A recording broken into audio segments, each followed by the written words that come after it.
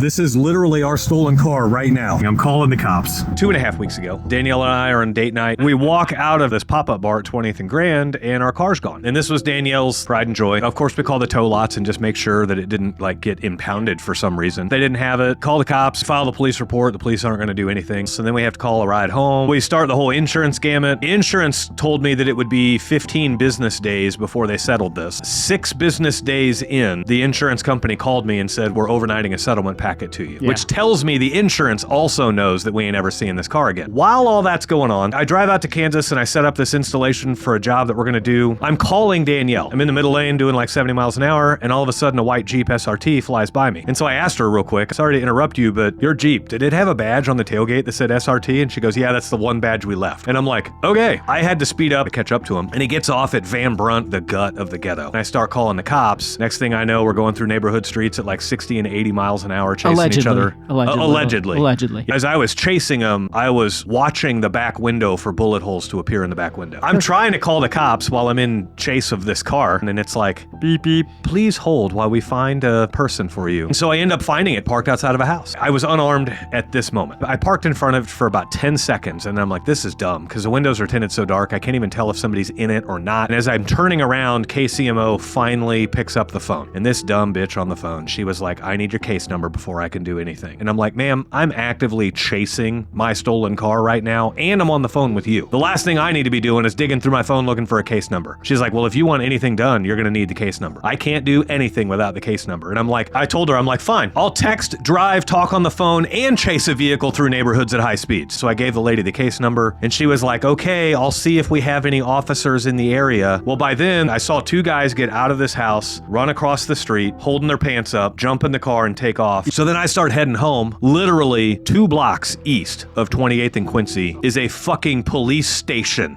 I reluctantly joined this Facebook group, Stolen KC, post the video that I took, pictures of what the car looked like after we had it ceramic coated. It's kind of funny, the interesting comments that are on that. They're like, you mean you were right next to your stolen car and you still don't have your stolen car? And it's like, what do you want me to do? You want me to crash into my car with my truck? In all of that process, I've had countless people message me. The public wants to go be nosy. They want to go do their own CSI stuff. It's wild. Now that we knew the house where the car stopped, my wife and I did go cruise through the area just to see if it's still sitting there. It did Danielle a lot of good to see the car in the video, as trashed as it is, because now that's helped separate Danielle from the attachment that she had to that car. You're trying to not let your pride get in the way. At the same time, if I know my car's there, and if I didn't get off at the exit ramp and I didn't do what I did yesterday, I'm no different than the justice system that I'm bitching about not doing shit.